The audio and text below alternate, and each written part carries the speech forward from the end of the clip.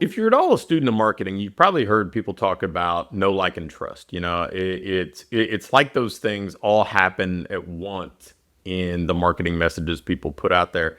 And honestly, it doesn't really work that way. But I also think that there's a component that people miss when they talk about this KLT formula. And frankly, I don't know that I understood it for maybe the first decade that I was in business. I kind of just fell for the whole no, like, trust thing and thought that it all happened at once and that kind of relationship should form almost instantly. And so the the way that I think about this is that know, like, trust happens sequentially. It happens it now they can overlap, but there's a sequence that this happens. And I also think that there's another piece of the puzzle that most people miss, and it's what I call truth. So I'm going to take you through step by step for know, like, trust, and truth and help you understand how you can weave this into your marketing, and you'll see your success with clients grow. You'll see more people convert. You'll understand where people's objections are and how to overcome them. So let's kind of walk through this step by step. The first part is people have to know you exist. Most people in your market, most people in my market, we're invisible to, right? We are not on their radar. We're not canvassing the entire community like we're running for office with billboards and TV spots and radio spots and ads everywhere. We just don't have the budget for that. And if you're like so many of the people I work with, we're just not in like high traffic real estate too that everybody sees. So most people don't even know we exist. So the first job that we have as business owners is to become mutually visible. We need to be visible to the people that we want to serve, or at least potentially want to serve, and they need to be visible to us. We need to know who they are.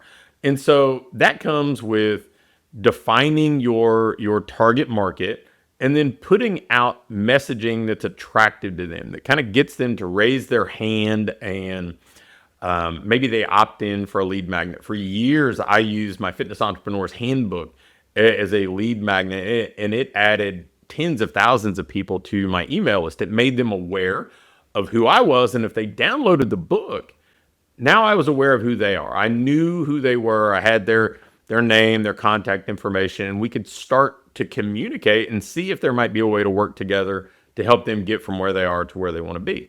So that's the know stage. There has to be kind of visibility and awareness on both sides. Then the next step, it's like any sort of relationship. Somebody has to know you exist, and then they kind of have to like you, right? Like they need to say, you know what, I like what this person's saying. I like their demeanor. I like their style. I like their approach. And honestly, it's why I write the way that I write. I write kind of like I talk.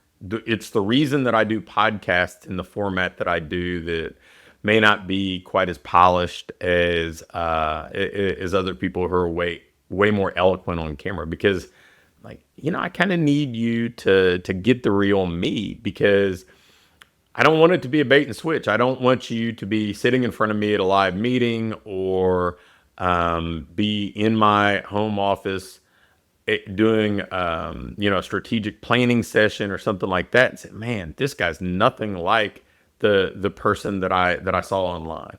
So we need people to like us, because if they like us, then they're going to be open to learning from us. They're going to be open to what we have to share and see if it's a fit for them. So we have know, we have like, and then trust is, people need to have some sense of belief that we can actually help them get the outcome that they're looking for. And that's why social proof becomes so much a part of people's marketing, right? They have reviews on Google. If you buy something on Amazon, one of the first things you probably look at is are the reviews. You see people selling things online, and there are video testimonials, there are screen grabs and text messages and social media posts. And the trust factor with that, it helps us believe more, have more confidence, and even a hope of certainty that we're making the right choice. That's why referrals are so powerful, because there's trust, but it's also somebody that we already have a relationship, somebody that we see as truth. We know them. So this has to be real versus, you know, seeing some random person that we've never met online saying, well, hey, this gym is the best place ever, or this coach is the best business coach ever.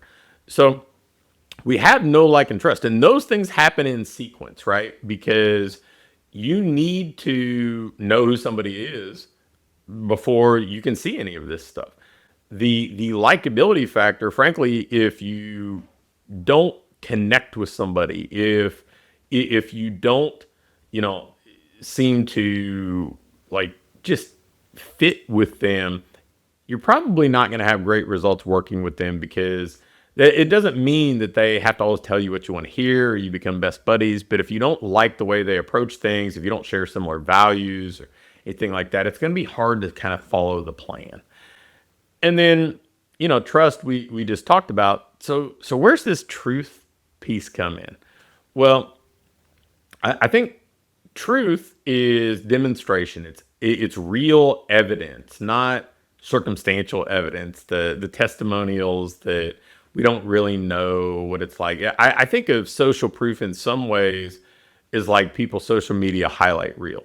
Maybe it's true, but there's also a pretty good chance that it's the glamour shot version of what's going on. So how do we get truth? Well, I mean, do we have real evidence that somebody's who they say they are, that they can actually help? Well, there are two things that I think help a bunch with truth.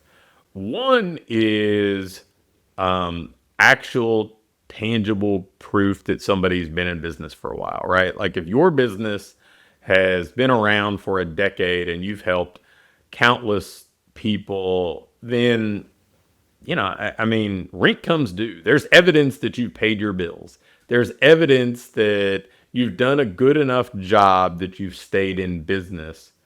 So, with small business failure rates being as high as they are for businesses not lasting beyond 5 years. I mean, you hear numbers as high as 80 to 85% of small businesses don't make it past 5 years.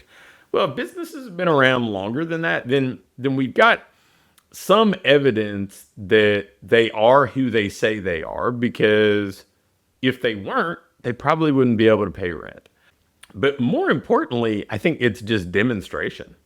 I think that letting somebody experience what you have to offer in their own way with limited risk. I'm not saying no risk, because I don't think it's possible to do it with absolutely no risk, because they're risking their time, which is non-renewable. They're risking the fear of embarrassment. They're risking opportunity costs. They could have been using that time or money or effort elsewhere.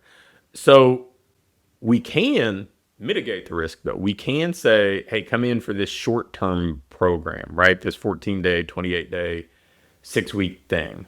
We can offer a love it or leave it thing where there's no obligation to stay. We can certainly offer money back guarantees if we choose. We can let people have free samples of what we do. And I would, in fact, caution you against somebody that asks for a big commitment on your part before they've shown evidence, before there's actually been truth, right? Before they've said, okay, come in and experience this and see if it's right for you. And there's a lot of that in our industry, not just, on the business to consumer side. Health clubs did it forever. I mean, they'd sign people up for gym memberships that it took like an act of Congress to get out of. They would sign people up for 12, 18, 24-month contracts and have big buyouts or cancellation fees or whatever else.